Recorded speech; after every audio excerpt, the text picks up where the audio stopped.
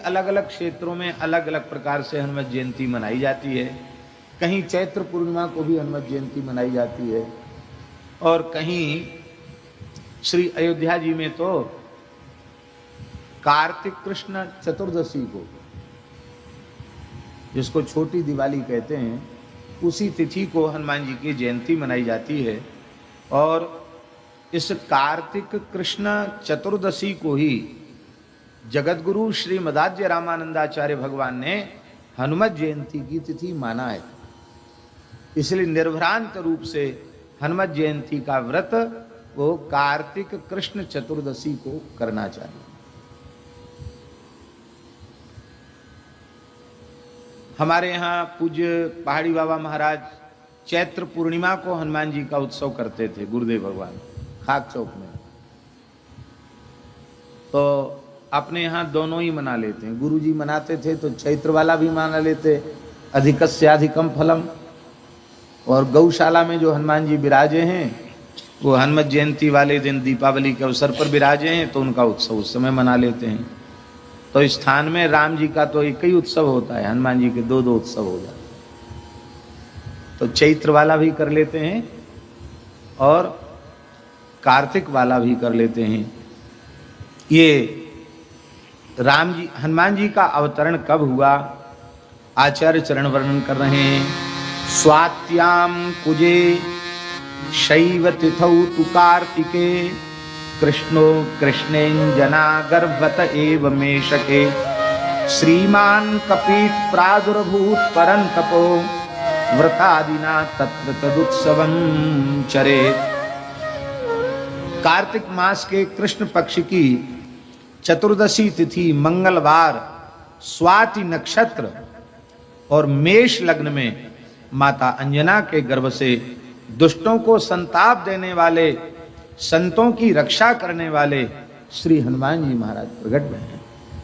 उस दिन हनुमान जी का शास्त्रीय विधि से पूजन करना चाहिए और हनुमान जी के प्रादुर्भाव का उत्सव मनाना चाहिए। ये हनुमान जी की जयंती चतुर्दशी की है और रात्रि को हनुमान जी का अवतरण हुआ है। इससे यह भी रात्रि को 12 बजे है अवतरण हनुमान जी का। कार्तिक कृष्ण चतुर्दशी को अर्धरात्रि में 12 बजे हनुमान जी का अवतरण है।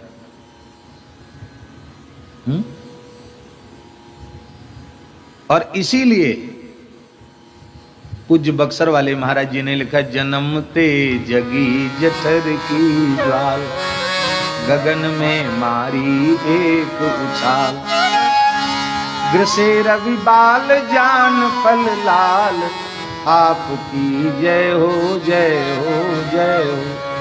अंजनी पुत्र पवन सुत वीर आपकी जय हो जय हो जय। इसकी संगति भी बैठ जाती है। हनुमान जी को जन्म से ही भूख लगी, रात्रि को 12 बजे तो प्रकट हुए थे और सवेरे सूर्योदय हुआ और उस दिन ग्रहण भी था। तो हनुमान जी ये लाल लाल फल है ऐसा मानकर वो तो जन्म सिद्ध हैं, संकल्प किया, संकल्प करते ही सूर्यमंडल के निकट पहुंच गए।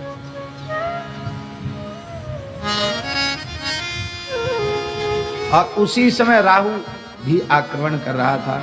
अमावस्या तिथि है, ग्रहण था। तो राहु ने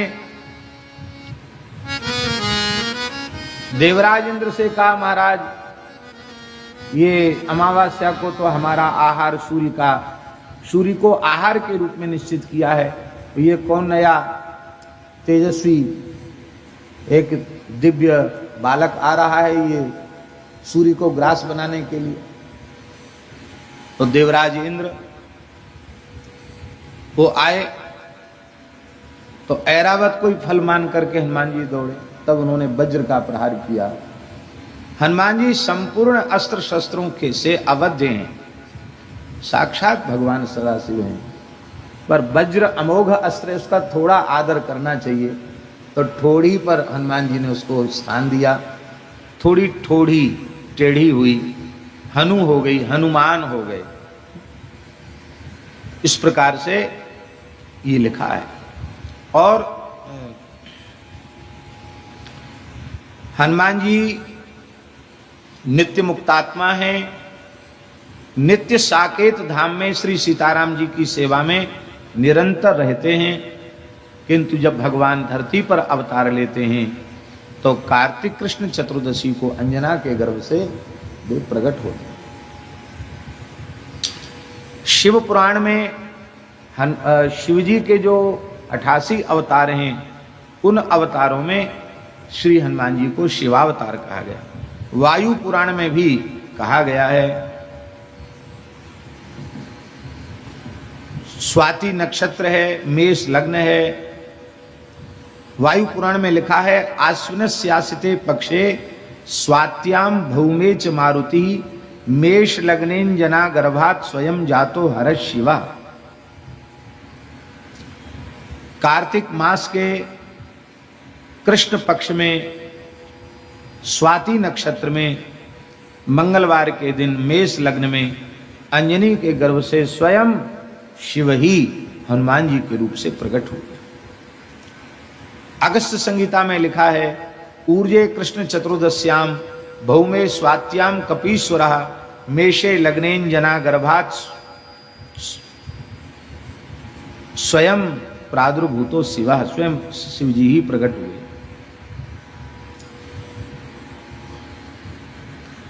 आनंद रामायण के अनुसार वो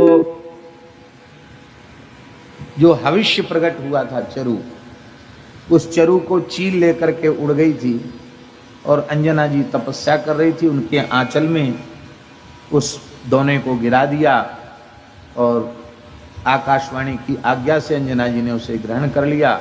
तो चैत्र पूर्णिमा को हनुमान जी का अवतरण हुआ, ऐसा आनंद रामायण में लिखा है।